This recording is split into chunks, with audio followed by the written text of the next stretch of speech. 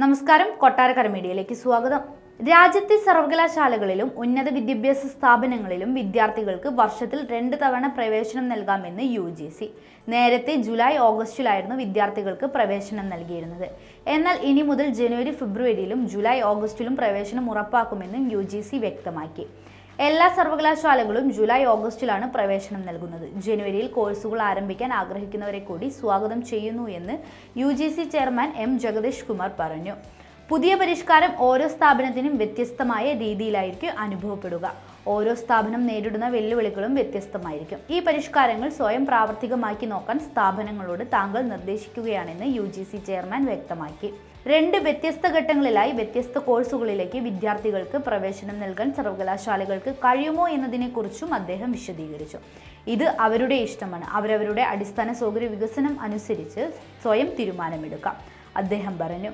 മുൻപ് വിദൂര വിദ്യാഭ്യാസ കോഴ്സുകളിൽ UGC ഈ പരിഷ്കരണം നടപ്പാക്കിയിരുന്നു. നിരവധി കാരണങ്ങളാൽ ജൂലൈ ഓഗസ്റ്റിൽ പ്രവേശനം നേടാൻ സാധിക്കാത്ത വിദ്യാർത്ഥികൾക്ക് 1 വർഷം കാത്തിരിക്കേണ്ടി വരില്ല. ജനുവരിയിൽ തന്നെ അവർക്ക് പ്രവേശനം ലഭിക്കുകയും ചെയ്യും. ആഗോളതലത്തിൽ നടപ്പാക്കി വരുന്ന രീതിയാണിത്. വിദ്യാർത്ഥികളുടെ പ്രവേശന നിരക്കും കൂട്ടാനും ഇതിലൂടെ സാധിക്കും. 2 തവണയായുള്ള പ്രവേശന സമ്പ്രദായം PhD, ബിരുദാനന്തര ബിരുദം എന്നീ പ്രോഗ്രാമുകൾക്ക് ബാധകമായിരിക്കുമെന്ന് UGC വ്യക്തമാക്കി. PhD പ്രവേശനത്തിന് എല്ലാ സർവകലാശാലകളും ജൂലൈയിലാണ് പ്രവേശനം നൽകി വരുന്നത്. UGC നെറ്റ് എല്ലാ വർഷവും 2 തവണ നടത്തി വരുന്നുണ്ട്. അതുകൊണ്ട് തന്നെ സർവകലാശാലകൾക്ക് PhD പ്രവേശനം ഇനി മുതൽ വർഷത്തിൽ 2 തവണയാക്കുന്നതാണ്.